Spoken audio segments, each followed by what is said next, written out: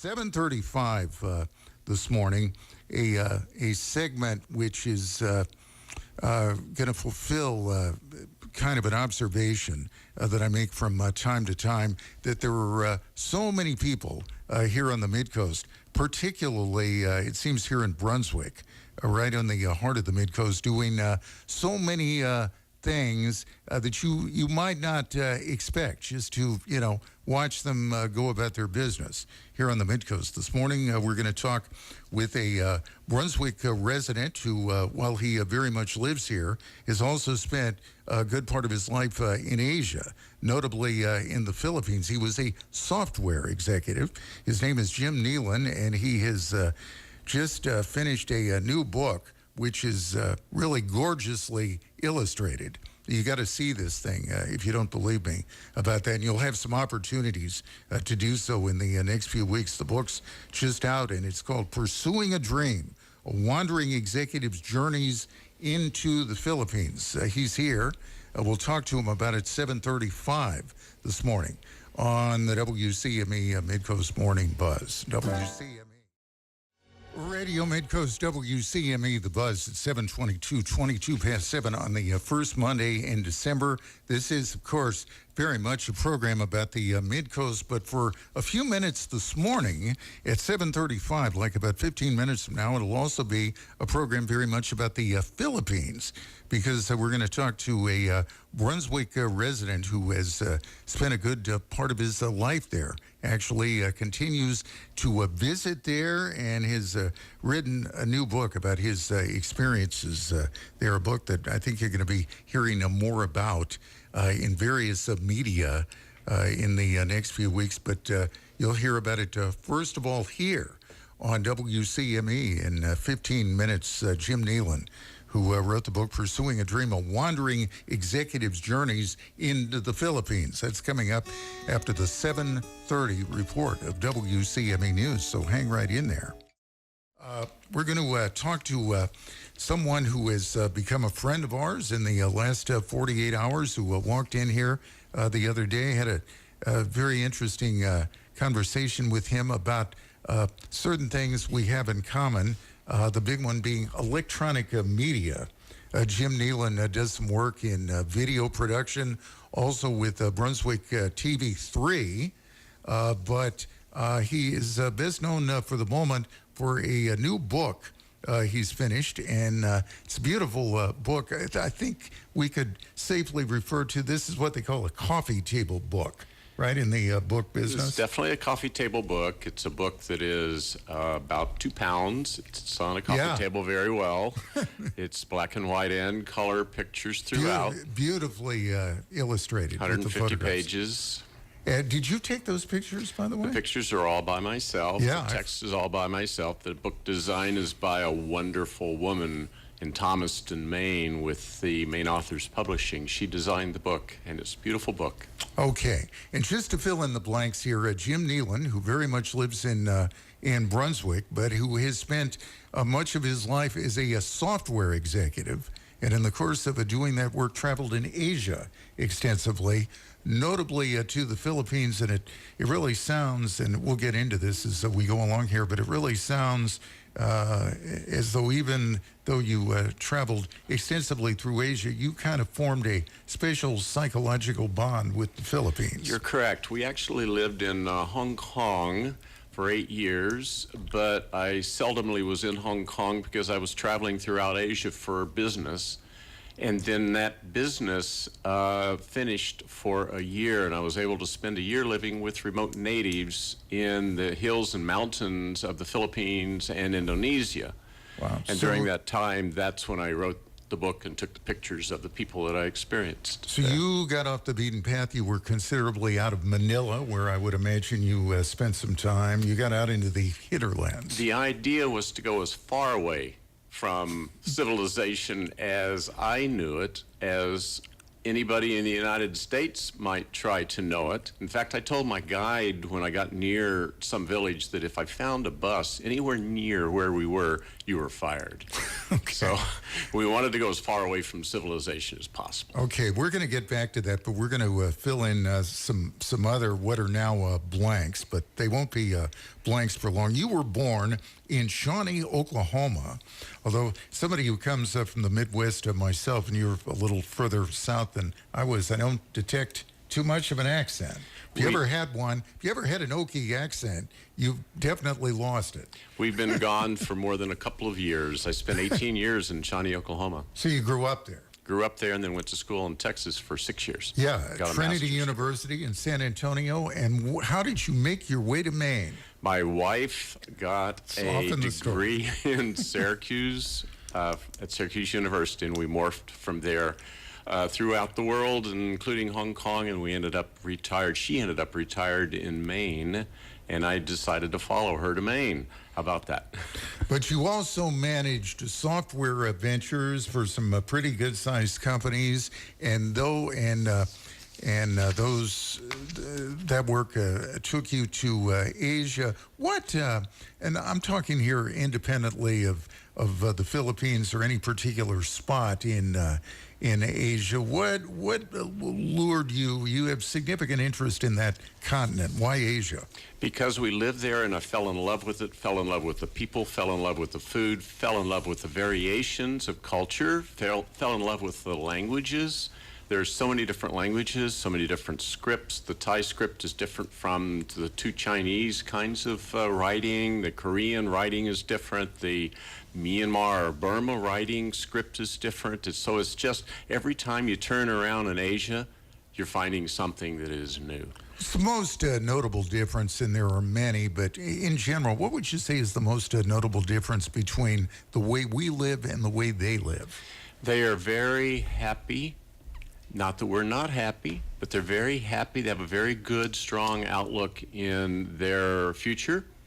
They believe in the nature. They believe in, a lot of them are animists. And so you'll find a lot of people in the remote areas where I was believing and worshiping rain gods, sun gods, rice gods, moon gods, and so forth, because those are the factors that keep them alive and keep them going.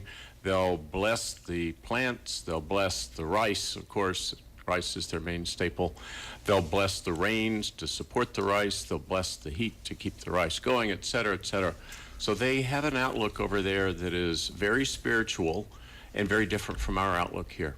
But at the same time, there is an increasing Western influence. Is there not? There is. And in the places I was, the people are more interested in making sure that their village sustains itself than in the outside world. So where I was, and this book is about this, is more the isolation of the remote villages of the Bataks or the Badjaus or the Tawi-Tawis or the Ifugao tribal groups in the Philippines.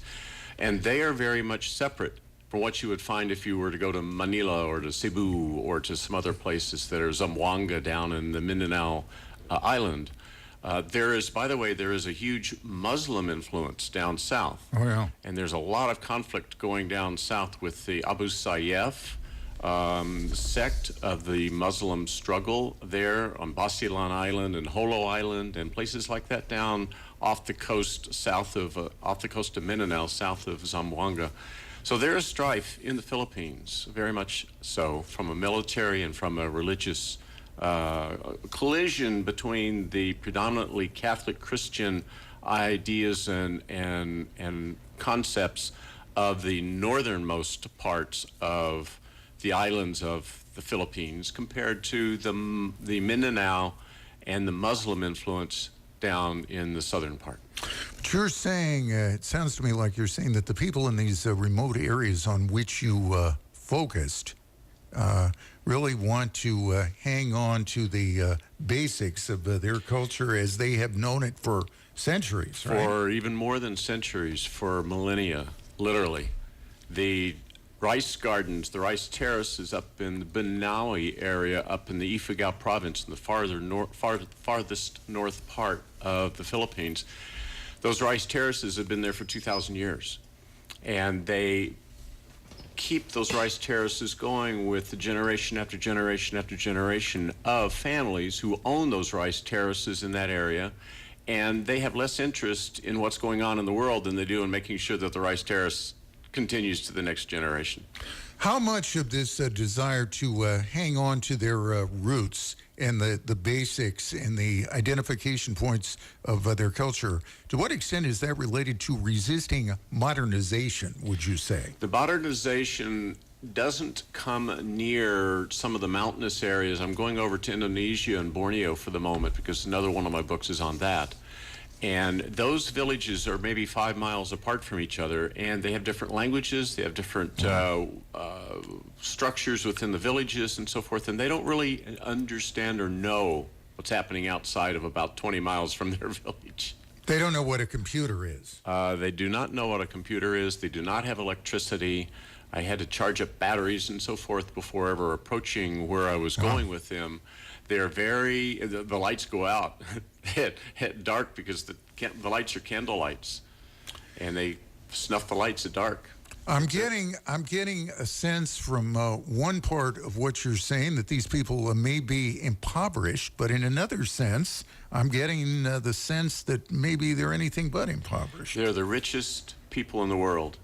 They have all they can eat, all they want to eat. Mm-hmm. They have all the joys. They have the marriages. They have the family lives. They have the commerce of weaving things, of making clothes, of selling to the next village perhaps, but of making enough for them to survive within their own village. They're very happy. The theme that I found throughout all of the remotest villages in the Philippines and Indonesia was the happiness of the people. The very spirit that they have that keeps them going day to day is something that is very uplifting. At least for me, it was very uplifting in terms of how they perceive life, their future, their family, their existence. They're not hungry, they are not wealthy, but they are happy. That'd be a fair summation. That sums it up very well, Jim. Okay. Jim Bleikamp here talking with another Jim, Jim Nelon, who lives in Brunswick, a veteran software executive whose work took him all the way through Asia many times, and he developed a particular love or zest or whatever for the Philippines, which is the subject of his new book, Pursuing a Dream, A Wandering Executive's Journeys into the Philippines.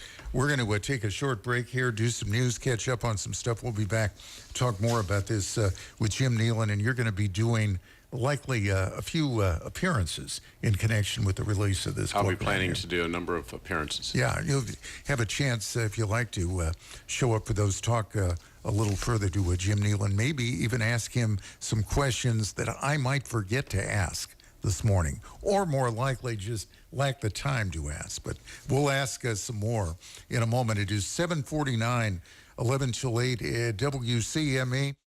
You found the new station for Midcoast, Maine, WCME. 7:53 now, 7 minutes till 8 at WCME, the Monday Buzz. Jim Bleikamp talking this morning with Jim Nelon of Brunswick.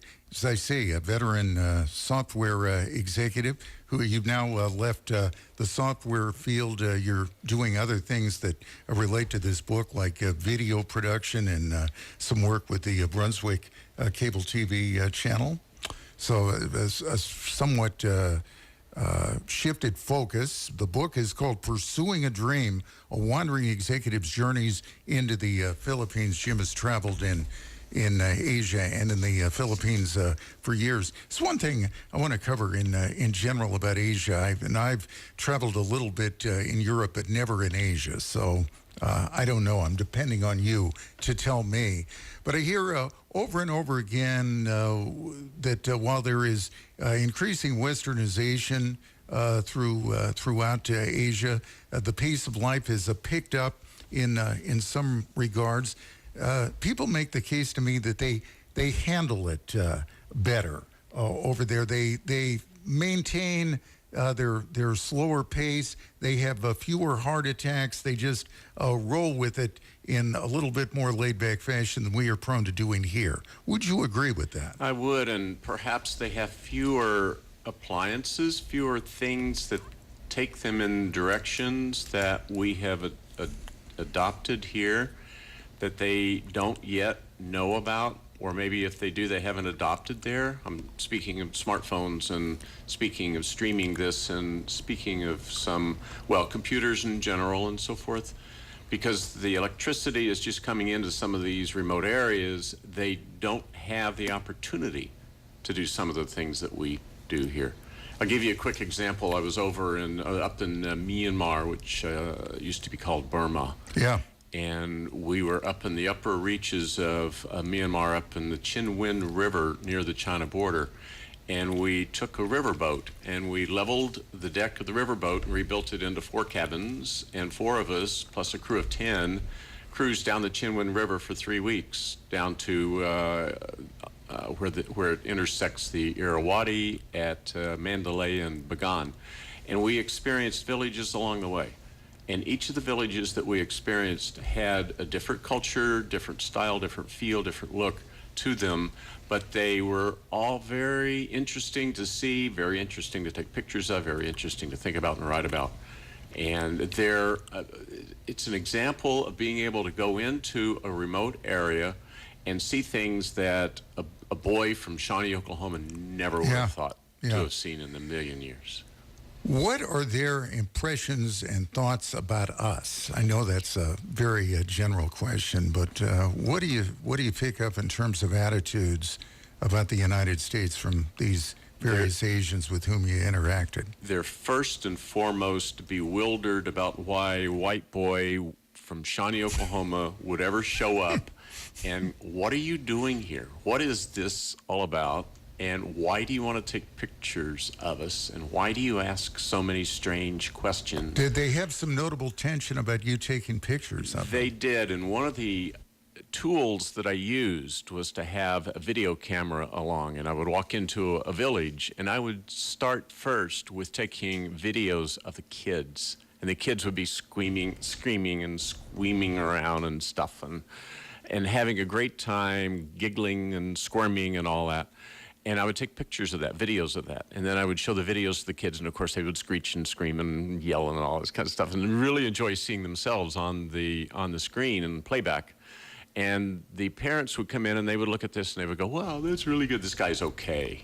So it gave me an acceptance into the community.